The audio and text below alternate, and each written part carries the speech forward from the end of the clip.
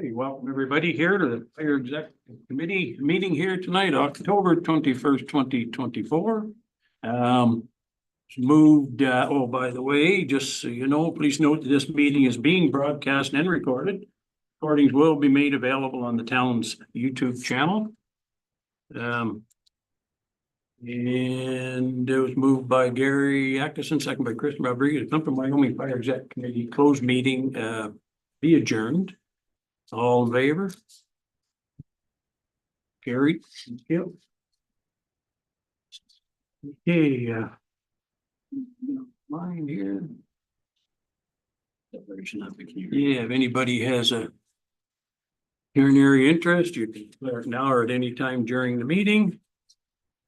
Item number 3 on the agenda there, moved by Kristen Rodriguez, second by Gary Atkinson. The minutes be adopted by the Fire Executive Committee. Those confidential minutes of the closed session of the committee remain confidential and restricted from public disclosure in accordance with the exemptions provided in the Municipal Freedom of Information and Protection of Privacy Act. The Fire Executive Committee meeting minutes of August the 12th, 2024, and the Fire Executive Committee meeting minutes of September the 23rd, 2024. Have any questions on those? Oh. Any corrections there? Hearing none? All in favor? Thank you.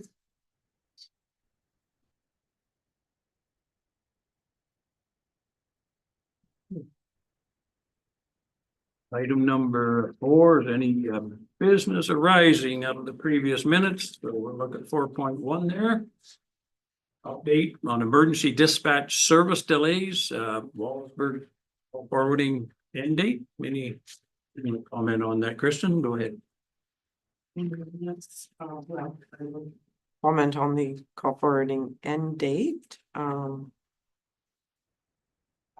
I was told that, and I believe I mentioned it in council as a whole as well, that in December, we will no longer be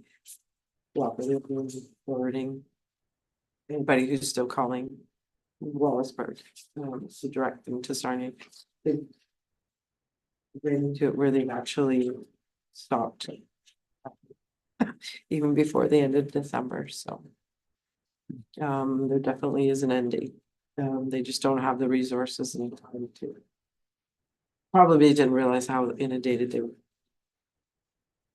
People still calling the dispatch. As far as dispatch delays, leave that to the expertise. Unless you know something. No, I just maybe Will wants to comment on it. Is it how's it working anyways? Like the calls were going to 3 different places, and Sarnia, are things pretty well straightened out there? We've had some growing pains for sure. But I think most recently, yeah, we've got things straightened out. Seems to be getting better. Because I'm not mistaken, the last meeting we talked about wrong people being dispatched to Yeah, so we got different areas. we did get some of our run cards straightened out with them. Written the way that they, in the language that works best for them. So that seems to be giving us a better end result. This is what we're after. They were getting Amlaki mixed up with Wyoming.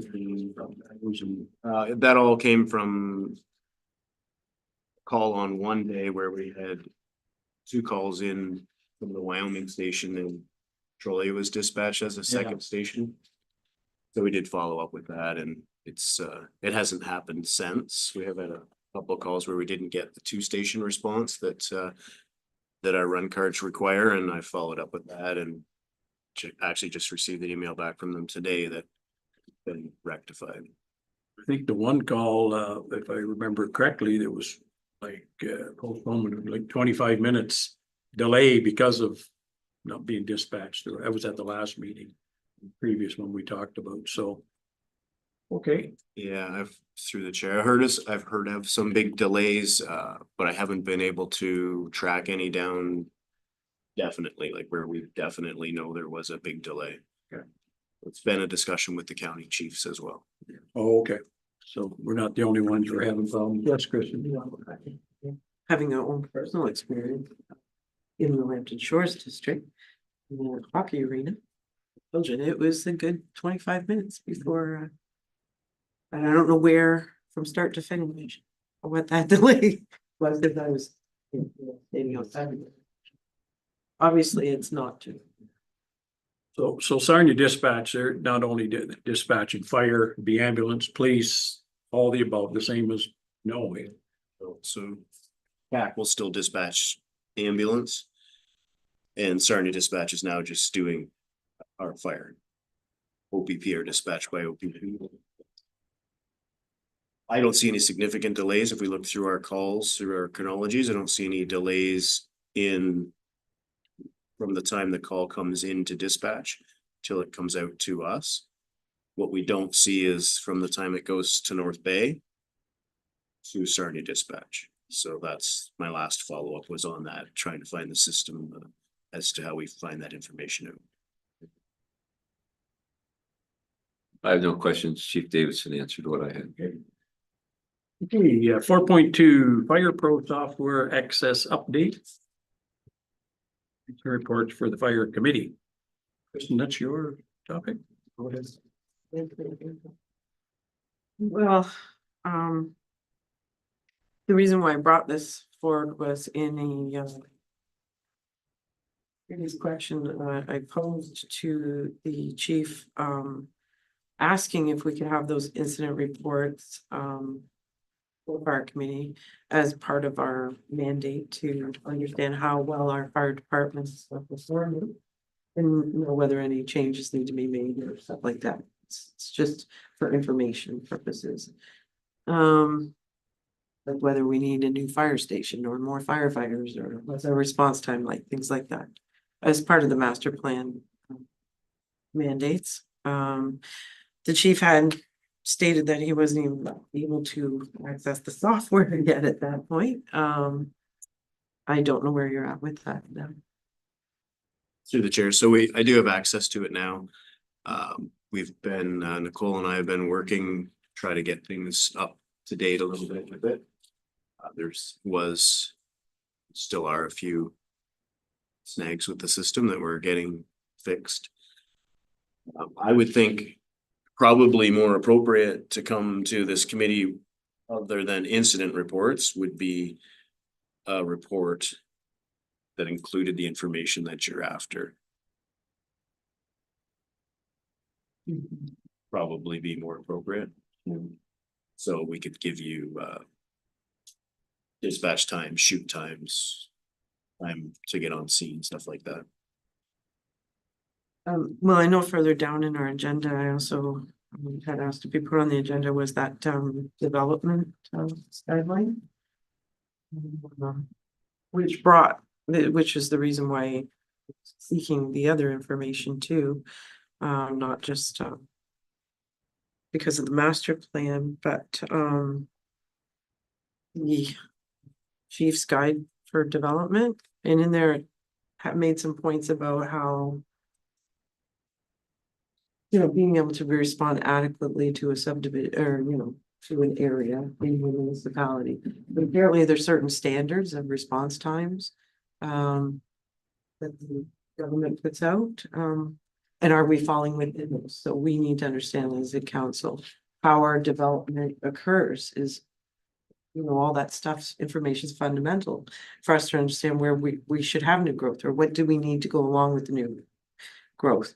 Just like sewer and water infrastructure, is that adequate? We have adequate fire services, right? Things like that. So that was kind of more to what created my inquiry. Yeah, there's through the chair, there's two different NFPA standards that speak to this. I believe the one is NFPA 1710, full-time fire departments, and the other NFPA 1720, I think, for part-time volunteer, call. Sure exactly the terms that they use in that. That's where we would get those standards. It's a consensus document. It's not a government document.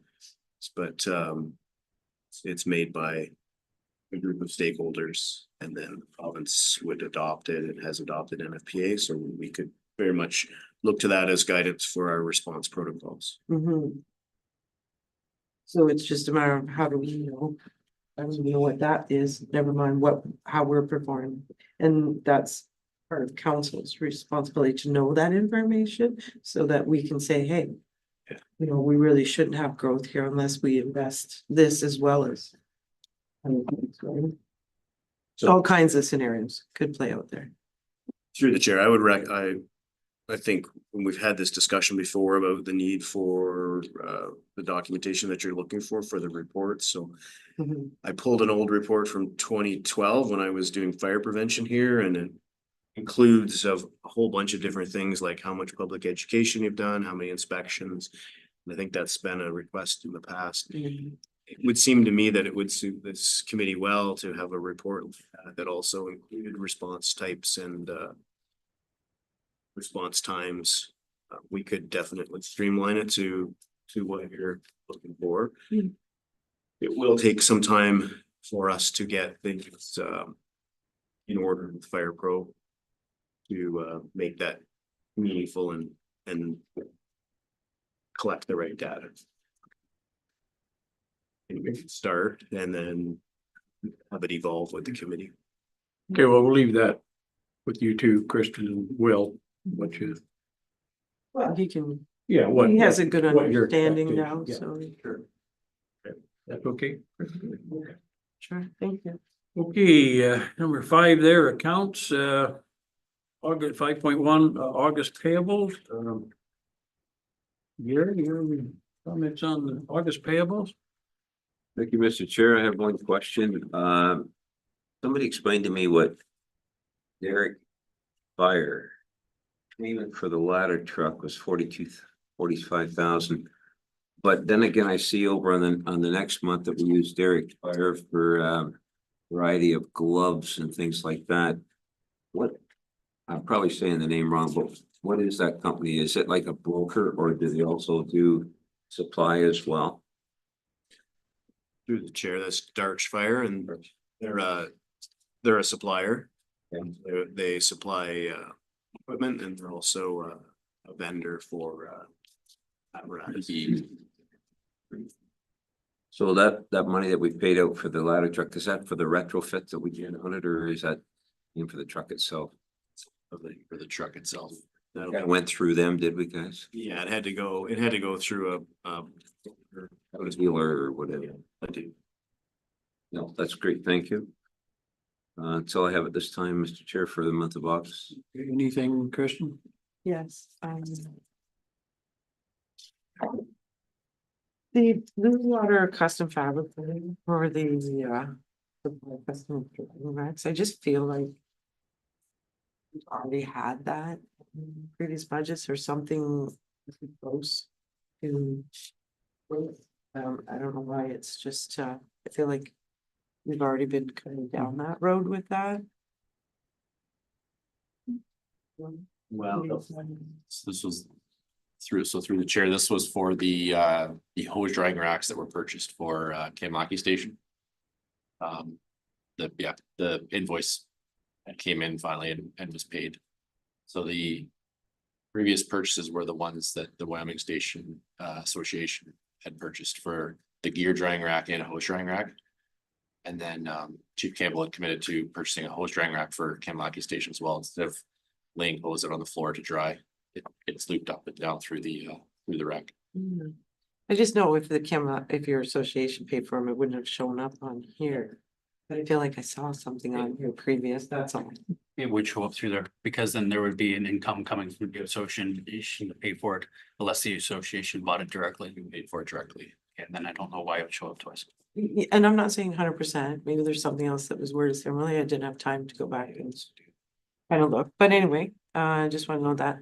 The MTO, I can check when I have more time. The MTO inspections, we discussed the budget. So this is reflecting, it's unfortunate we didn't see those numbers when we were budgeting. I think we're a little bit short now on those. Did we drop it to 2,000? You said they were digitizing and this is causing an increase, significant increase. Yeah, this is the new MTO inspection Right. process, so Right, includes video and a whole bunch of new right. parameters. Yeah, so you see, we have pump 7 there for 20. Yeah, so I noticed most of them were anywhere from 1 to 24. I did notice one was only like 705 maybe. Just a pickup truck in. Oh, is that? Yeah. Okay. That also involves service as well, so. Pardon? It also involves service to the trucks.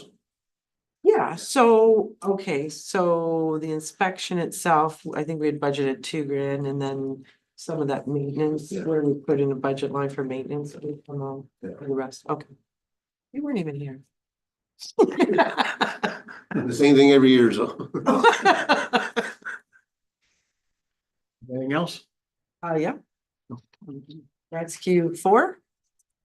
What year is that vehicle? That's quite an expense there. 2015. 2016 is the year on rescue for. Those were the original batteries. There was 2 that had failed. The onboard charger, one of the firefighters had stopped at the hall and noticed kind of a rotten egg smell. The onboard battery maintainer charger was very, very hot. So those are the costs from for battery changeouts and to change out the charging system on it as well. So as far as budget goes, is where my concern is.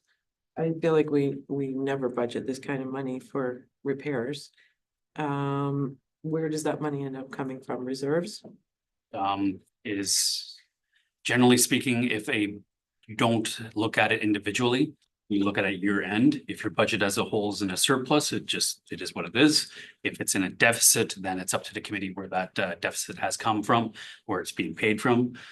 Traditionally, due to the current low reserves in the fire department, the general surplus has been covering any fire deficit that may occur.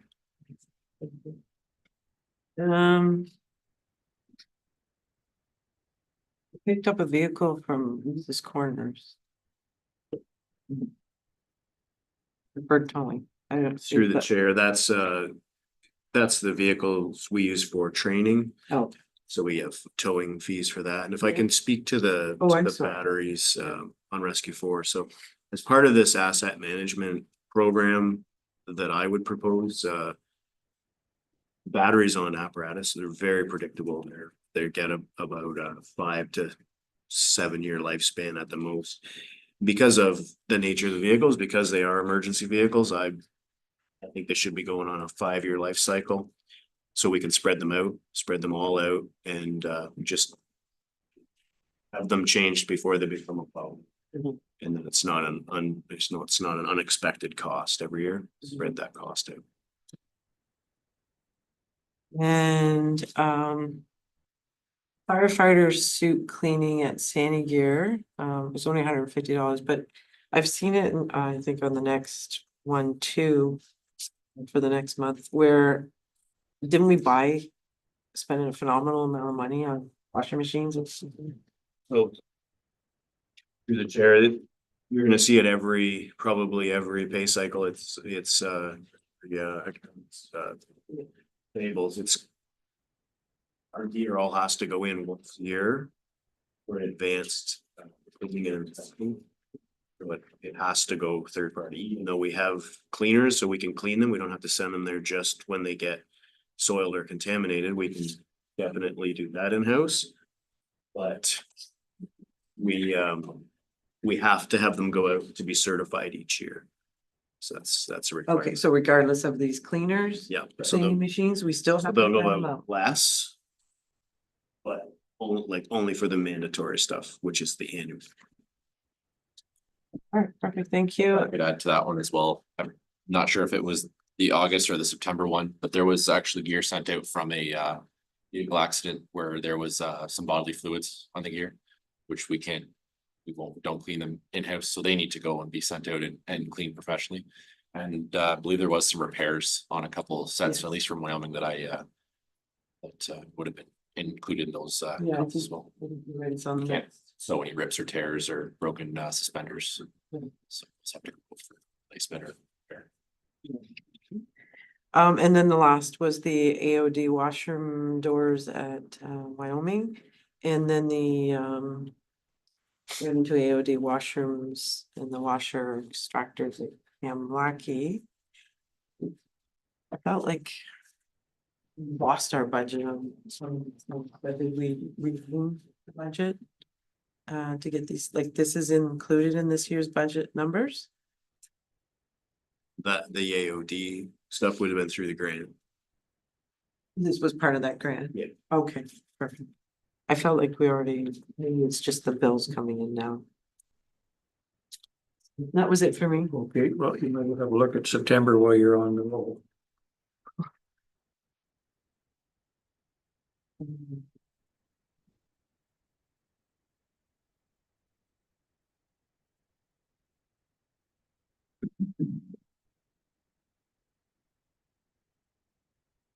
Number,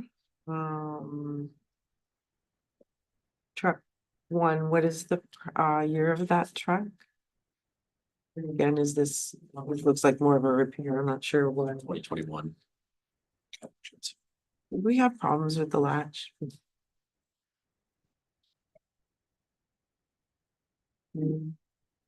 So there's been multiple issues with some of the seatbelt sensors. Tanker 2 passenger seat was replaced like 2 to 3 months ago. Pumper 1 had an issue with as well, and the Tanker 2 driver seat has an issue with it currently that Broadway Service is ordering. So you'd be driving along and the seatbelt alarm starts ringing because it's thinking the seatbelt's not connected when it is. So you click reconnect and it clears, and then it starts up sporadically while you're driving the vehicle. There was no recalls on, do they have Nothing recalls? that we received. We do. Yep, there's been some recall, but nothing's came through of a seatbelt issue. And it's an inaudible alarm that's going off in a fire. No, I understand, but this is a fairly new vehicle and we've had a lot of problems. That's my concern. Trade it in if you like.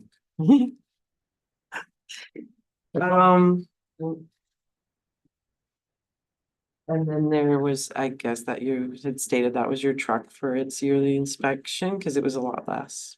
And then, of course, truck 9, what year is that? That's a 2020. No. Through the chair, if all these dates of all the vehicles are all in the budget Yes, they as are. well, so you can always. I didn't get this agenda, sorry, or I would have known these answers. I got it kind of late, so I'm just gonna ask you.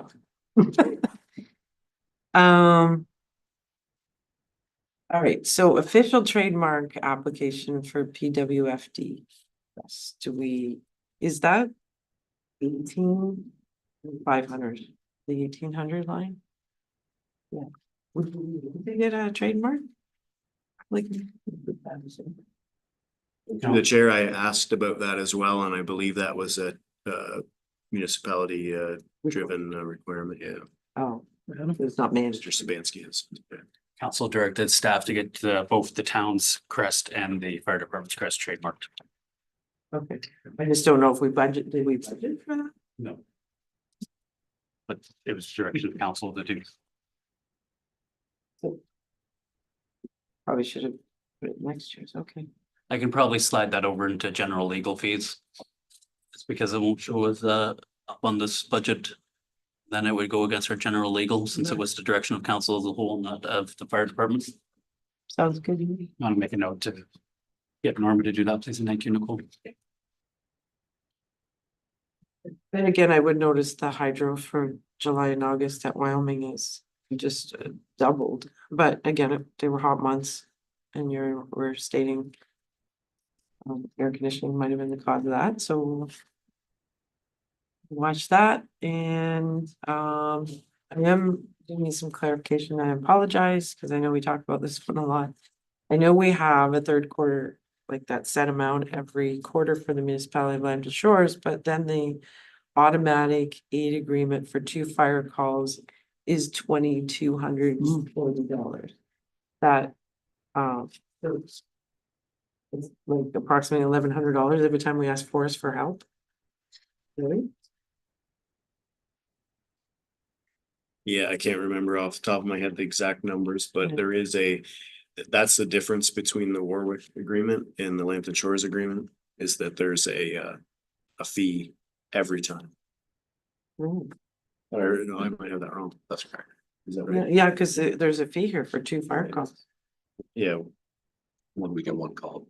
We had I had been reading some older versions and there was some things changed, so I have to make sure I get my facts right here. Yeah, that's and perhaps, you know, there's perhaps it was never billed out before, I'm not sure.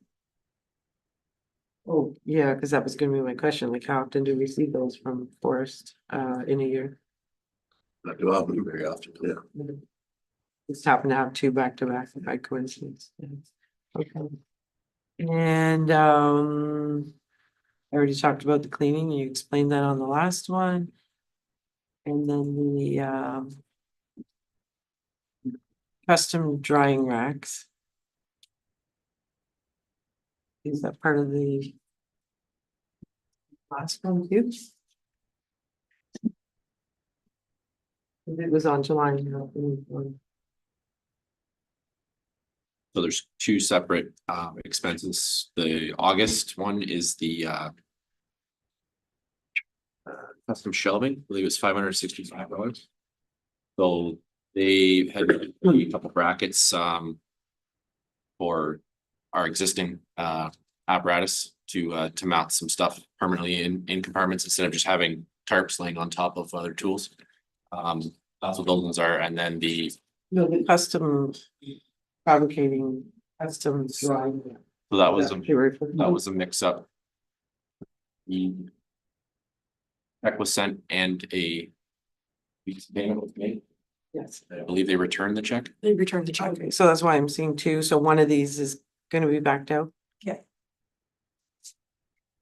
All right, That's it. yes.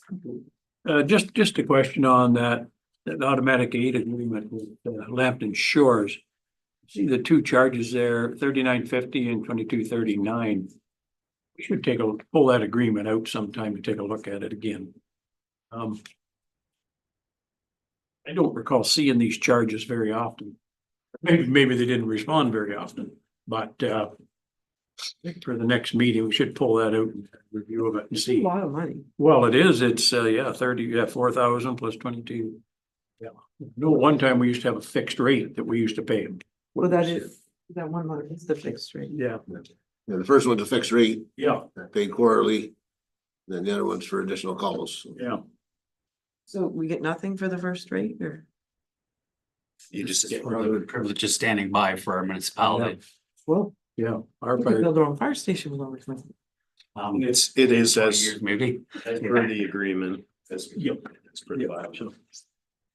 Anyway, maybe for the next meeting, we could have a copy of that. Just for review. Just put it under business arising, Yeah, just have a look at it. just as a copy. Okay, that's it for Gary, September. I have nothing.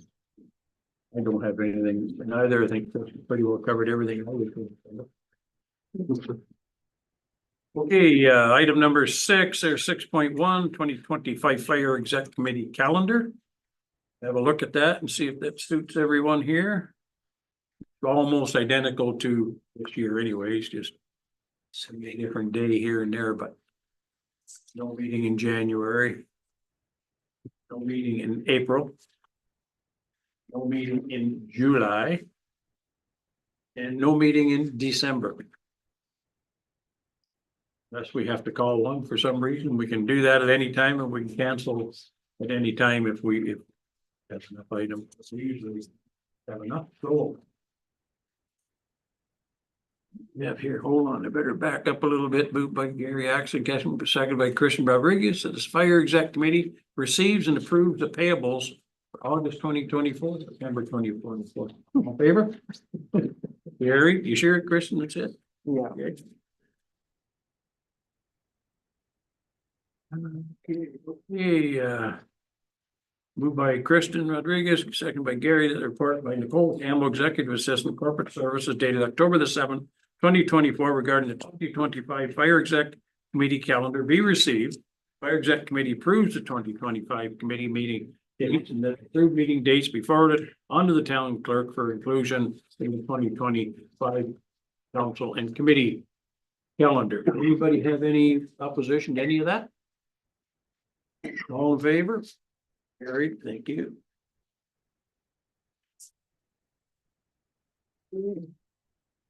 Okay, moving down to 6.2.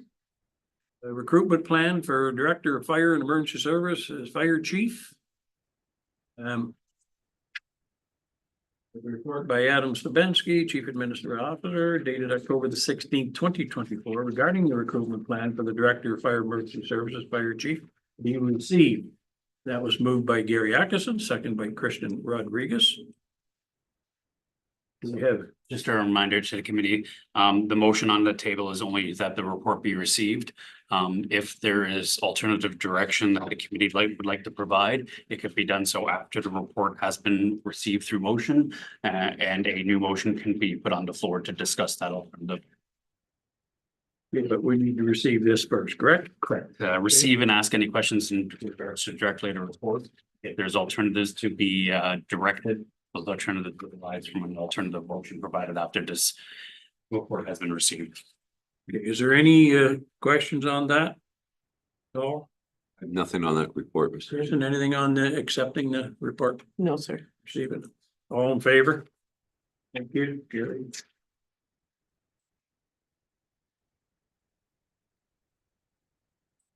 Yes, Can I move it? All right. yes, I'd like to make a motion. okay. Yeah, here. Do you have the motion paper? You can grab it.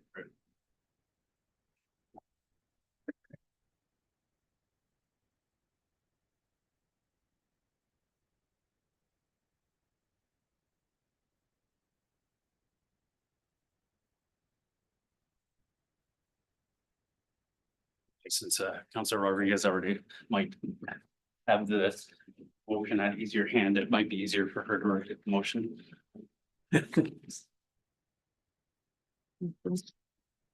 Want me to say it before I write it? Yes, please. That the committee, directs the CEO to approach council to reconsider direction in regards to the recruitment and process for the fire chief.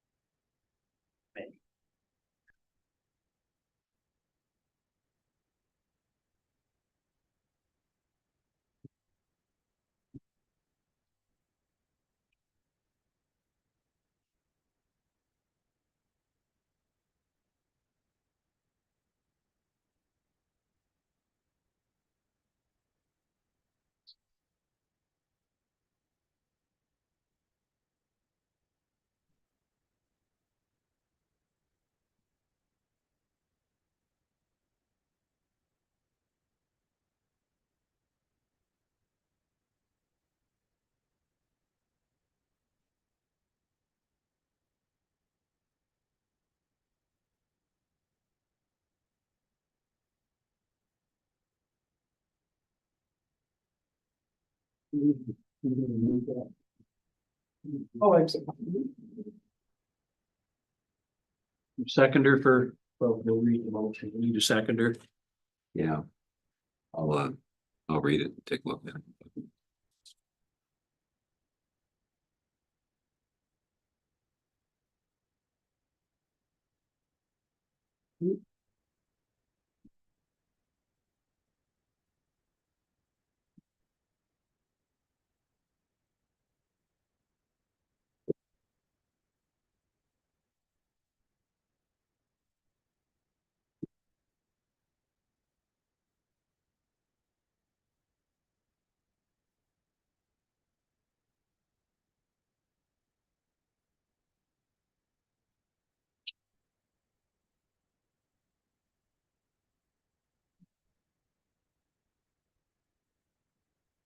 Okay, here's the motion.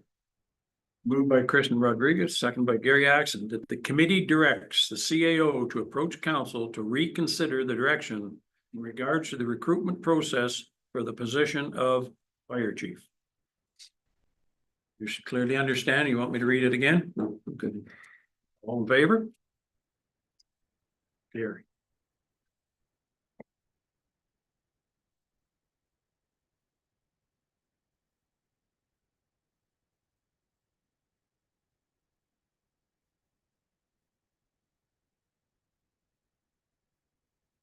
Okay. Number 7, no bylaws at this time. Number 8, no correspondence at this time. New business, 10.1. Fire chief handbook for development design approval. Who's speaking to that to me? Kristen? Oh, sorry. Um. I think it's a very interesting read. I didn't read it. But, there were a few things of note. Not everything in it would apply to our municipality, of course, but we put some generalities in there. One was speaking to, as we stated earlier, the response times, and it had referred to the sections that we had. Also of note, I don't know who the NBC is, but the NBC is silent on what local firefighting capabilities must be met. But it specifically states that this is left to the local community to determine, so in other words, the municipality is responsible. Also of note where it says in cases where the homes are being built to the same standards in metropolitan centers with career departments as they are in communities with volunteer first responders. The different response standards must come into play in how communities design developments for building to building fire spread. So I thought that was an important statement in understanding how we need to be proactive in development.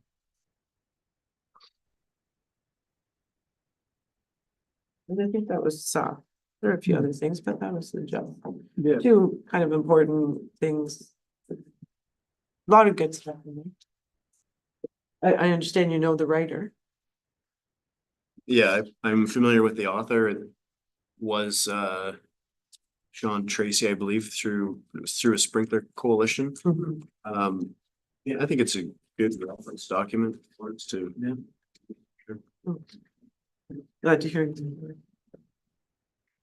No, I think it's very interesting, and even, I'm not even sure the name of the place there in Sarnia where they had the fire out, it's a big seniors apartment, where they serve you meals. Can't think of the place. Oh, yeah, man. Yeah, and see how quick it spread through there and could have been a bad, really bad. And they were ready for it. And I know my granddaughter, she worked down at the home down the road, and they're bringing the people out of there down to the home, down to the long-term care home and that. But it was handled very well. But you have prepared for that stuff, because trying to get them out, all the seniors up in the buildings, people in there, right? So yeah, this is a good document. Okay, close meeting. Any other new business, Gary? Nothing, Mr. Chair. Kristen? Adam? No, sir. Steve? Jordan? No. No? Okay. No, Chris? Will? Yeah, through the chair, thank you. I just would like to bring to the committee's attention that we were selected for a program. It's called the Project Zero program, sponsored by the Public Fire Marshal's Fire Safety Council and Enbridge. And through this funding, we were able to get 126 combination smoke CO alarms with a value of $8,100. Well, so will go towards our public education program within the municipality targeted to the more vulnerable sectors that we recognize. Well, Um, yes, Please remind me of something. Did we not apply for recently through the fire? A few months ago, yes, we applied for a grant. We haven't received any notice on that. Oh, we don't know yet. Okay. that's it. I just had a couple of things, hiring process. We were told by the previous chief that you had hired 10 new firefighters and 11 probationary firefighters, yes. and several were very experienced and didn't need a lot of, With a wide array of training experience. Yep, some are quite experienced. 4 we have had enrolled in our recruitment program. So they should be through that by start of 2025. so they're all on board now. They're all, you're the all 11. Yep, they're all 11 are still with us and participating. Ah, we're not. And does that take our numbers up to normal then? What do we got? 30 in each station?